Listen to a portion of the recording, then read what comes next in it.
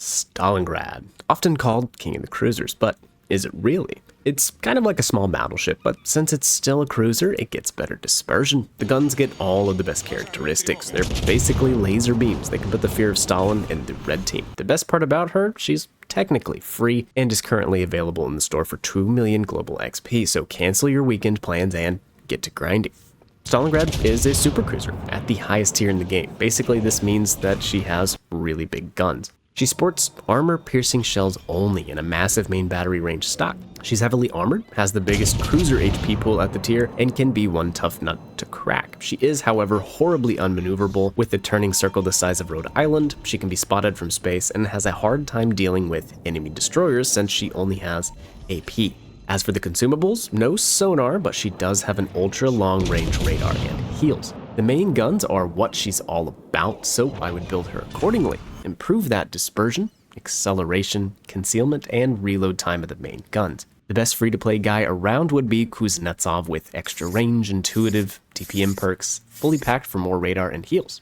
Solid inspiration choices could be Makawa and Von Essen, but you could also choose Scharnhorst, Membeli, Ragerwald, Lemonier, among others. How do you play Stalingrad? Well, she's a phenomenal sniping cruiser and has really good gun performance even at long ranges. But that's not to say you have to sit in the back of the map and snipe. The radar would actually help your team out a lot more if you were in more of a forward position, where you could spot and root out enemy destroyers for your team.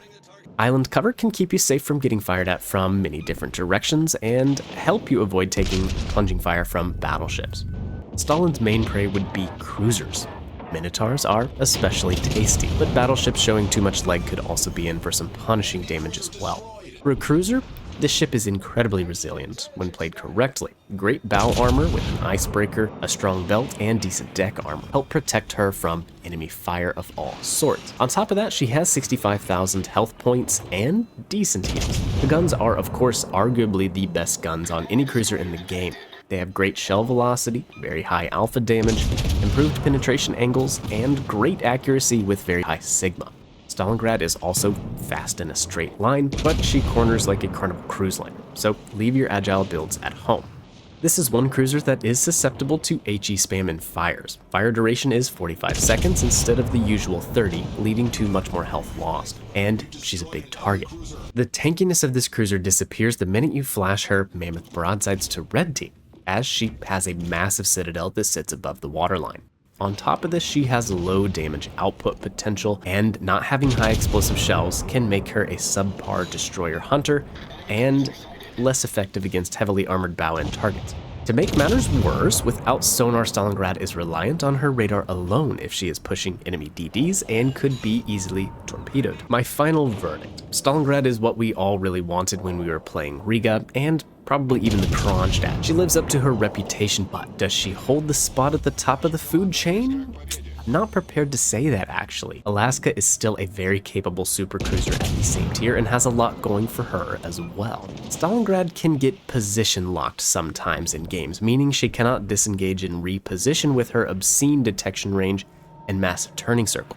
Alaska, on the other hand, has way better concealment and maneuverability that can help her get into and out of bad situations more easily, as well as having sonar and great HE shells. Stalingrad, of course, has the better gun handling characteristics, so you can decide which is more important to you. Overall, I would give Stalingrad 4 out of 5 stars. She gets points for her insane guns and tankiness, but loses points for her poor utility against destroyers, poor concealment, and poor maneuverability. Again, she could be free if you have enough free time to grind, and the discipline to not blow your GXP on smaller projects. Did this video help you out? If so, be sure to hit the like button, and be sure to subscribe to the channel so you don't miss any new ships, reviews, or updates. I'll catch you in the next video. See ya.